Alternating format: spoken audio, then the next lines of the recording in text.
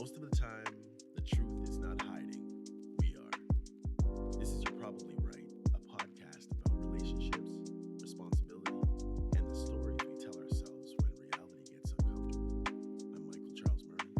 Let's get into it. Hey y'all, how you doing tonight? And as you can probably tell by my voice, this is a late episode of You're Probably Right. Might be early wherever you are, but that's okay. Remember, this episode is for entertainment purposes only. You know, guys, I would really appreciate it if you would subscribe or if you would follow me at least on Spotify. That's where my podcast is being hosted. I don't have very many followers. It's at times a little bit disheartening, but it is what it is. I have thousands of plays, which I really, really do appreciate. But again, followers, if you actually regularly do chip in here and there, even if it's once every 5 months, if you could just follow the show, I would really, really appreciate it. Anyhow, I'm gonna get to the show. So I love when I get these questions, these new ideas, these thoughts in my head, and I just want to come to the microphone and blurt it out and allow other people to ingest some of this and think about some of the stuff that I think about. So I love when I come up with a fresh idea, especially the ones that I know for a fact that I haven't done before. So here we go. Episode 370. Should you delete the memories of someone you used to love? Now, of course, I'm going to get broader than that. Should you delete the pictures, the messages, the videos, the little pieces of somebody you used to love? Or should you keep them? Because I've been thinking about this lately. And I don't think it's as simple as many people try to make it sound. You know how people tell you, just delete it. He's gone. She's out of your life. Delete the pictures. Delete the messages. Throw out the gifts or give them away to Goodwill. Get rid of the clothes. Block the number. Move on. What if they're coming back? And maybe they're right, though. But then I started wondering why that can be so hard to actually do in reality, especially when you already know the relationship is over, because that's the strange part. I'm not talking about somebody who you broke up with yesterday. I'm talking about somebody who's been gone for a while and you're pretty much out of sight, out of mind in their life, and vice versa. Or not vice versa. I don't know what the opposite would be. Somebody you haven't spoken to, somebody you're not expecting to come walking back through the door. You know it's over. They know it's over. Life has continued. But somewhere in your phone, there's still a conversation. Maybe thousands of messages. Maybe there are pictures buried in that conversation. Maybe there are things you haven't looked at in months, years, because you already know what looking at them would do to you. Maybe you're scared. Maybe you're worried you will pine over that person. Maybe you had a spell or a period in your life where you were just unable to let go and you constantly were digging through photos or flipping through messages. Maybe you were constantly picking up your phone and looking to see if you missed a call or a message. Many of us have gone through that. As I said, maybe there are things you haven't looked at in months, years, because you already know what they would do to you. And yet, you haven't deleted them either. So what exactly are you keeping? because I'm starting to think that sometimes we're not keeping the person at all. Sometimes we're keeping proof that the person happened to us. And there's the difference. The things we keep. People have always done this. This isn't an iPhone problem.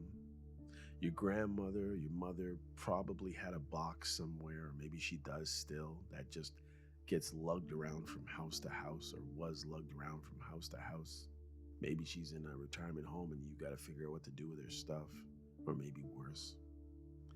Old photographs, letters, maybe a birthday card from somebody who's been dead for 30 years, maybe a picture of some dude she dated before she met your grandfather. And nobody knew who the heck that was in the photo. That guy with the high-waisted pants and that hat. You'd find that picture and ask, who is this? And suddenly there'd be this whole story. Oh, that was somebody I knew a long time ago. That's all you'd get. But she kept the picture for 60 years. Why? People keep wedding rings after divorce. Maybe they're going to give it to the kids, Maybe they just keep it. They keep watches, shoes, sweaters, jackets, dishes, furniture, concert tickets, bus tickets, movie tickets, birthday cards. Somebody bought you a coffee cup 20 years ago, and the person has disappeared now, but the cup somehow survived. And most of the time, we call that being sentimental. And maybe it is. But I'm starting to wonder if sometimes sentimental is just a nice word we use because we don't really want to investigate what that object is there and why it's there and what it's doing. What's the purpose? What's the function? In our heart, even. Because there's a difference between having something and needing it to actually just remain. If I find an old photograph in a box and think, wow, I forgot about that, that's one thing. But what happens when somebody says, okay, throw it away? And suddenly I can't. Now I'm interested. Why can't I? What am I actually afraid of losing? Have you ever thought to ask yourself that? Maybe you had spells in your life where you broke up with someone. Maybe the relationship just dissipated. There was no amazing final closure. It was just over. And you have all of these pictures, all of these messages, voice notes, videos, who knows? And they're just with you. And you're scared to let them go. As a matter of fact, maybe you used to perseverate, used to be all over these things, looking at them regularly, and you got over that time. You're probably thanking God. And now they're sitting there. You refuse to look at them, but at the same time, you refuse to press delete from this phone, delete from this Mac. You see, this is where our generation is dealing with something people before us really didn't have to deal with on this scale. A relationship used to end and eventually pieces of it just disappeared naturally. Maybe they were stolen. You lost letters. The photographs got damaged in a fire or a flooded basement or heated this, that, and the other. And they all got glued and stuck together because of heat and they were in a bad place in the attic and rats ate them or mice ate them or. Somebody moved.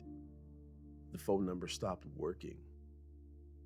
You forgot the sound of the person's voice. And eventually, memories had to do what memories do, and it faded. But now, nothing has to fade. They say the internet is forever.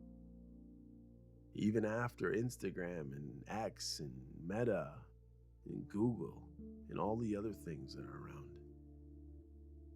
You can carry an entire dead relationship around just in your pocket, where before, to carry all of those memories and all of that stuff, you would need a trunk, many of us, or more. Think about that. Years of text messages, good mornings, good nights, arguments, apologies, jokes that nobody else would understand, pictures from restaurants, pictures from bedrooms, voice messages, videos, maybe pictures of you that were taken by someone who used to say they loved you. You have that grandiose smile on your face.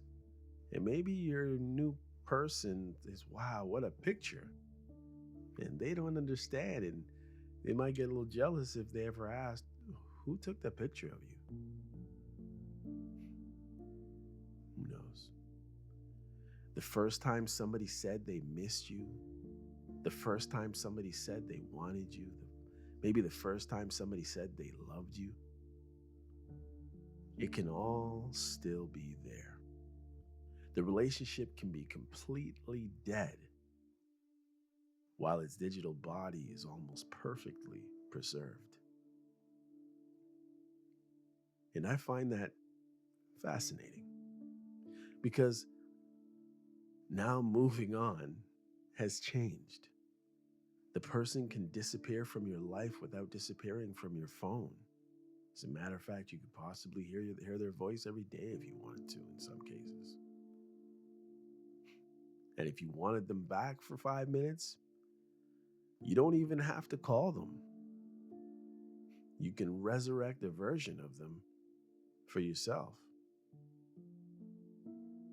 Open the message, scroll backwards, find the right month, type in the right word from the conversation, find the right picture, find the night when everything was still good.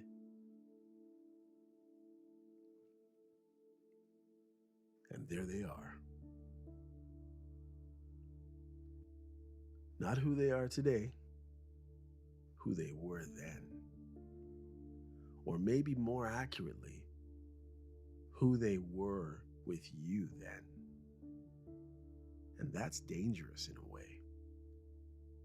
I don't think we talk about that nearly enough. Because the person in those messages can't disappoint you anymore. They can't contradict the memory, because it is what it is. They can't tell you they've moved on. The archive never changes. It's there. You do. And this is the part that really got to me, because I had to ask myself a question I really didn't like. What if you're not keeping these things because you still want the person? What if you're keeping them because you want to remember who you were when that person wanted you? That's different. Maybe you were younger, thinner, prettier, more handsome, more muscles. Maybe you had more money. Maybe you had less responsibility. Maybe there was no kids and your belly was flat. Maybe your parents were still alive. Maybe you were happy. Maybe you were happier at all. Maybe you weren't really happy at all, but you felt desirable. And there's somebody in those old messages looking at you like you actually mattered. Somebody wanted to see you. Somebody wanted to come over. Somebody was waiting for your message. Somebody was attracted to you. Somebody chose you. Somebody called you beautiful. Even if it didn't last, even if it ended horribly, even if today you wouldn't take that person back if they were the last person on this earth or they showed up at your door, for that little piece of your life, somebody wanted you and appreciated you. And maybe that's what you're scared of deleting. Not them, the evidence. Because reality is time waits for no one and life moves. You get older, your body changes, circumstances change. You can go through a period where nobody is calling you at all. Maybe somebody passed away. Nobody's waiting. Nobody is telling you that you look good. Nobody's asking when they can see you again. And suddenly those old messages aren't just memories, they're witnesses. They say, no, you didn't imagine it. Somebody looked at you that way. Somebody desired you. That happened. And I think that's why deleting certain things can feel almost frightening. The feeling in your chest when you realize that you haven't backed up your phone and you can't find the phone for 15 minutes. And you find it underneath your seat in your car.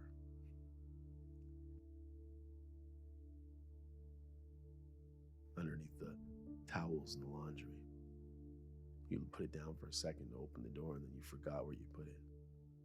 You had to have somebody call the phone and you're fretting. Because, well, you're not just pressing delete on a photograph, right? Some little part of you feels like you're deleting evidence of yourself.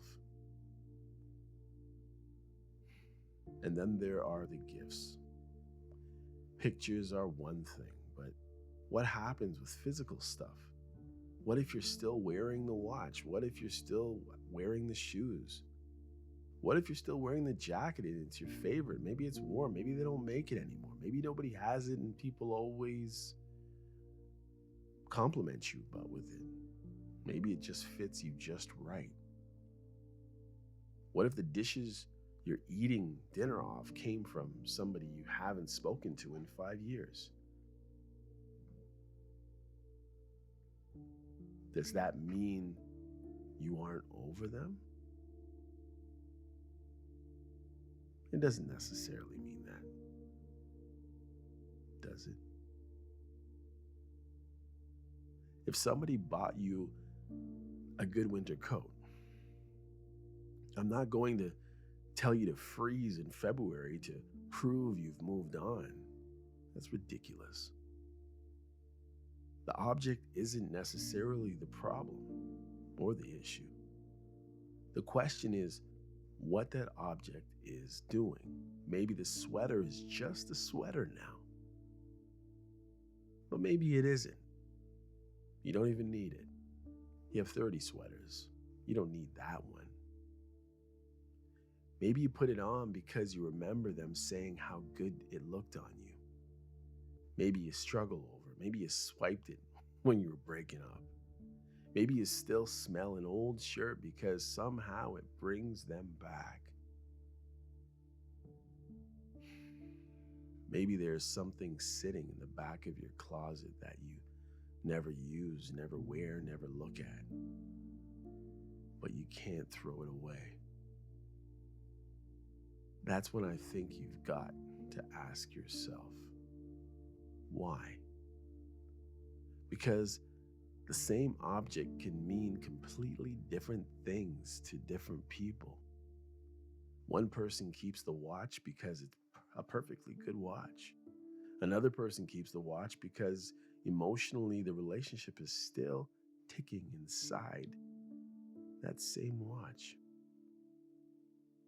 Completely different reason. So maybe the question isn't, what did you keep? Maybe the question is, what are you using it for?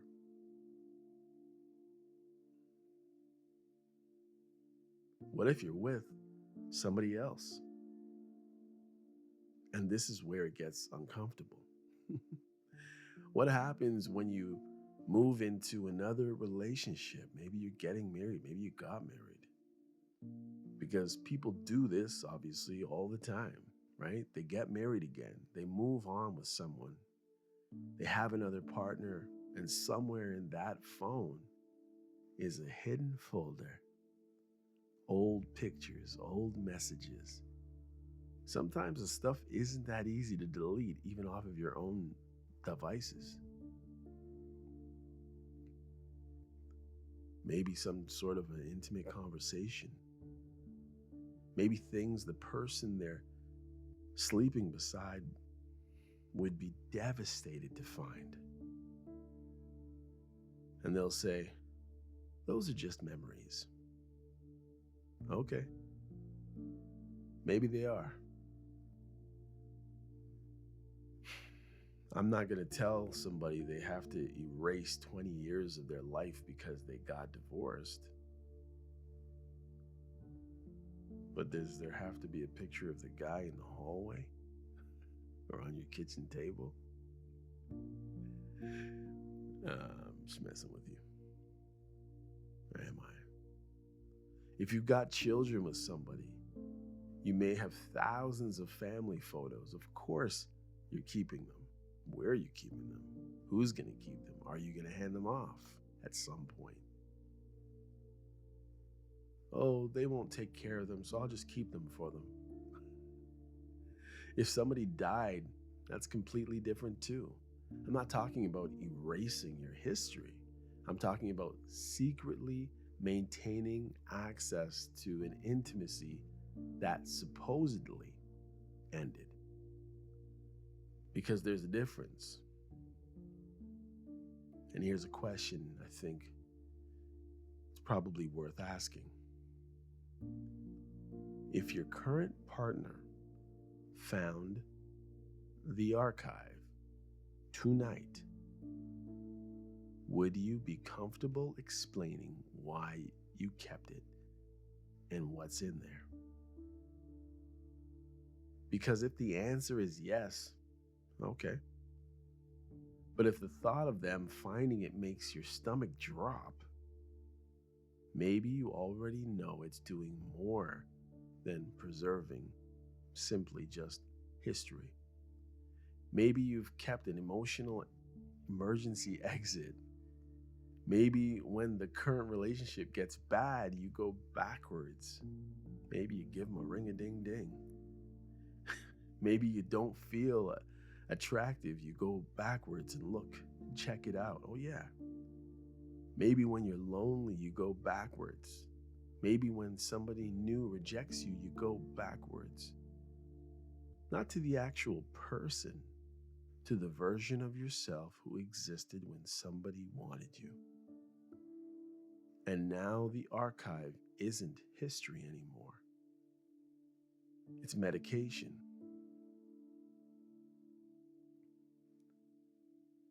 There's something else. Sometimes you don't delete because the ending never felt like an ending. There was no screaming. Nobody threw an object. Nobody said, get out. Nobody slammed the car door and jumped out at the light. There wasn't some massive betrayal that made everything obvious and final. Sometimes a relationship just disappears. One person just steps away and goes in the other direction.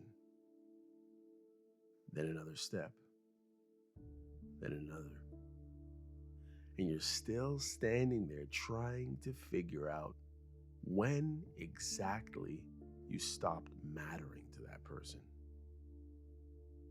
Those endings, oh subtle, can be brutal, can leave a person reeling for months, for years. I once knew someone that pined over someone for 3 years and kept a fortune cookie in their bra, hoping this person would return. They did.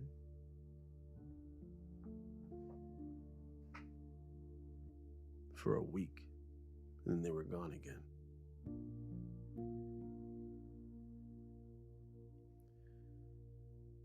Because anger gives you something to hold on to, right? A fight gives you a scene. You can say, that was the night it ended. But what happens when there isn't a night? You can't pinpoint an exact moment, at least you can't. Maybe they can. Maybe one day they saw you in a dim light and they're like, ooh. Maybe they looked at you while you're sitting down and realized, oh, your stomach is really that fat? Oh, who knows? One day you just turn the person off, or maybe somebody turned them on. What happens when somebody simply becomes less interested, less available, less thoughtful, less curious? And eventually you realize you're carrying the emotional weight of something the other person seemed perfectly capable of nonchalantly stepping over. That's a different kind of hurt. Because now you don't just question the ending, you start questioning the beginning. Was it real? Did they actually care? Did I misunderstand everything? Did all those conversations mean what I thought they meant? Did the intimacy mean what I thought it meant? Did the gifts mean anything? Did my presence mean anything? And that's where the archive becomes almost impossible. Because you don't necessarily want to look at it, right? Looking at it hurts. But deleting it feels like agreeing that none of it mattered.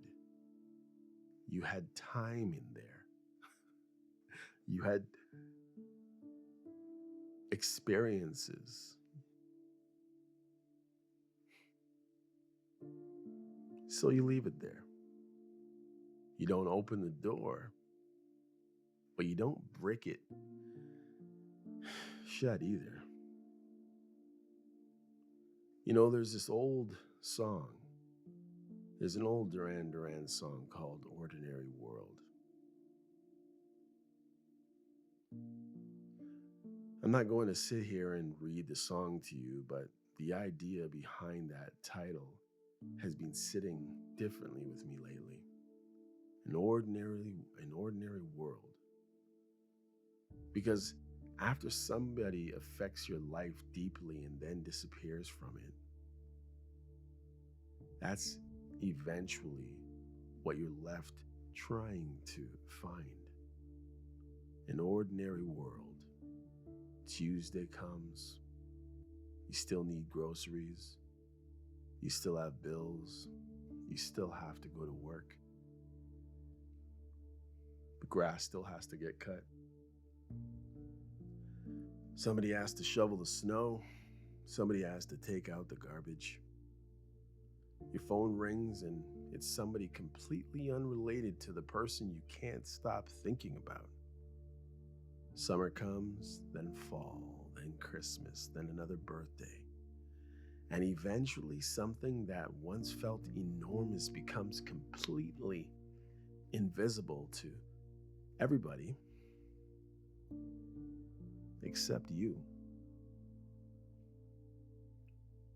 Maybe it was a secret in the first place. And that makes it even worse. Nobody walking past you in the grocery store knows. Nobody sitting beside you in traffic knows. Nobody looking at you at work knows that there was once somebody whose name showing up on your phone could change your entire mood, your entire day. And maybe that's what moving on really is. Not forgetting, not pretending, not rewriting history so the person was terrible and you were wonderful. Just finding your way back into ordinary life where the person isn't required anymore.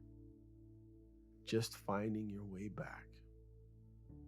And maybe that's why the pictures are so complicated. Every picture is a doorway, every message is a doorway, every video is a doorway. And sometimes we're afraid to walk through it because we know exactly where it leads.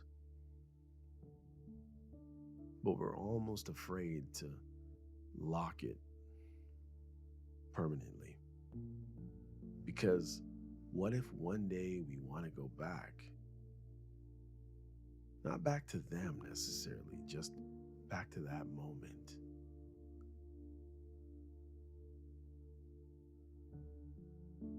Isn't that what Whitney Houston sang when that song, she's like, one moment in time was all that I thought it would be, or something like that? So should you delete it? Yeah, that's right. That's where we are. I don't know. And I'm becoming more comfortable saying that. On one side, I would say, I think there are certain things that should be just deleted out of respect for your marriage. 100%. And I'm pretty sure you can probably come to a conclusion as to what those things are. And of course, as I asked you earlier, what if your spouse saw these things now? What would it do to your relationship? How would they feel? Would it affect your relationship in how you relate to each other? Maybe there were ways you were with someone in the past that you have closed that door to this new person and they have no idea. And if they found out, they would be disappointed. They'd probably feel disrespected at some level. They don't know why the door is closed, and maybe you don't even know why the door is closed in certain things. So maybe you lie and hide things. I don't know. As I said, I feel more and more comfortable saying that. Maybe deleting everything is exactly what somebody needs. Maybe keeping it is harmless for somebody else. Because deleting it doesn't prove you've moved on. You can erase pictures and think about somebody every morning for the next 10 years. And keeping something doesn't prove you're still attached. You can find an old photograph 20 years later and feel absolutely nothing. Or you could not have a photograph and 20 years later you'd be looking for something on the internet of that person. Or you can look at it, as I said, and see nothing and say, wow, that was a long time ago. So I think there's a better question. What is this memory doing for me now? Not what did it mean then, what is it doing now? Is it history? Is it gratitude? Is it loneliness? Is it regret? Is it hope? Is it proof? And I'm keeping this because I still believe there's a possibility. I'm keeping it because I don't believe anybody else will ever want me like that again. Am I keeping it because I'm scared that if I delete the evidence, that version of myself will disappear with it as well? And here's the one that really gets me. If somebody wonderful came into your life tomorrow, would you still need it? Think about that. Not would you immediately delete it, would you still need it? Because if the answer is no, then maybe the archive was never really about your ex. Maybe it was filling an empty space in your present. Maybe those old messages were reminding you that you could be wanted because nobody is telling you that today. Nobody's telling you that you're beautiful. Nobody's telling you that you're handsome. Nobody's telling you that you're that person. Maybe those pictures were reminding you that you could be attractive because you're having trouble believing it today. Maybe you weren't holding on to another person. Maybe you were holding on to yourself.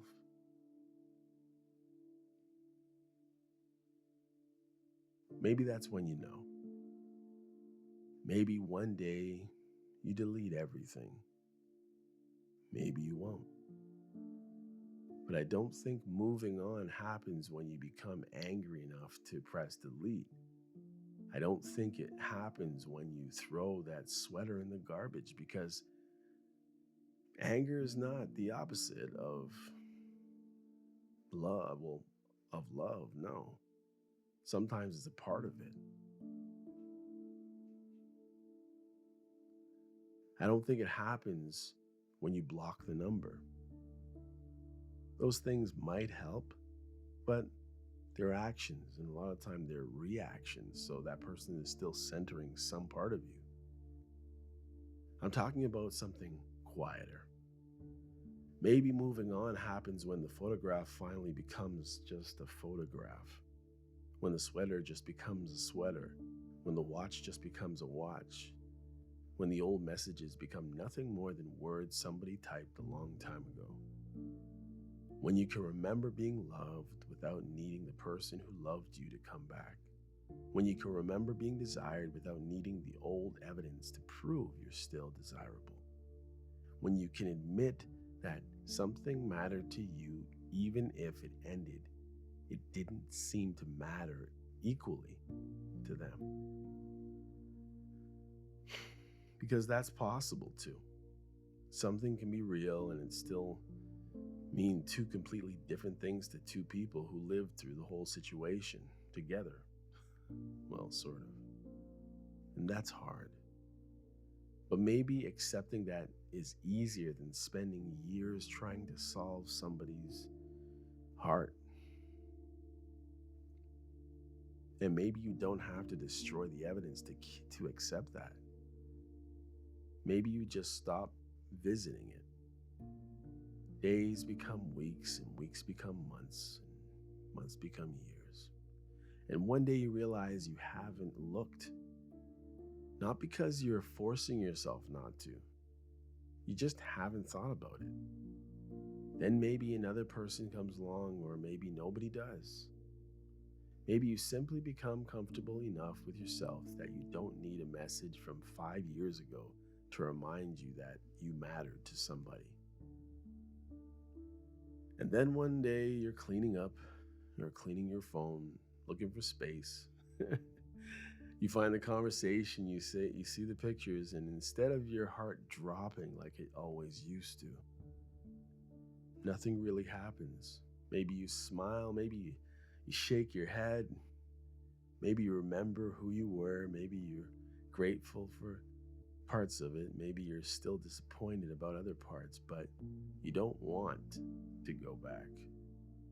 You don't need to go back, and suddenly that delete button doesn't feel like you're killing something because there's nothing left to kill. It's dead. The relationship has had its life. It happened, it changed you, maybe it hurt you, maybe parts of it were beautiful, maybe parts of it taught you things you wish you'd learned some easier way. But it happened. And deleting a photograph can't change that. Keeping one can't bring it back.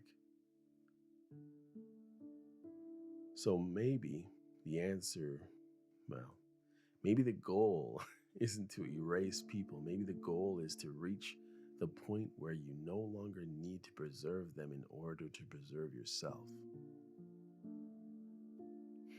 Because you were there, you don't need their photograph to prove it. I'm sure you have memories without photographs attached to them. You don't need their old messages to prove you were worth wanting. You don't need somebody who left to remain responsible for reminding you that you were loved once. You survived the ending. You're still here. And somewhere along the way, without even realizing exactly when it happened, you found your way back into an ordinary world. Maybe a different ordinary world. Maybe just a different world than where you come from. Maybe a quieter one, but yours. And when you finally get there, keep the picture, delete the picture, keep the sweater, give it away, save the messages, erase the last one of them. Maybe it doesn't matter anymore because the real question was never whether you could delete them. The real question was whether you could finally live without needing them to remind you of who you are. All right, guys, this is it. This is the end today. Again, please follow, like, subscribe, send questions, anything, please. If you like any of the content that I'm coming out with, this is me. And if you want to hear more of stuff like this, then you know what to do. Until next time, I am Michael Charles Murray. Take care of yourself. Peace. This is You're Probably Right. Entertainment first, everything else is just bonus. Opinions, all ours, sometimes backed by research, but never the final word. There are always exceptions, so take it with a grain of salt and a slight dusting of chili powder.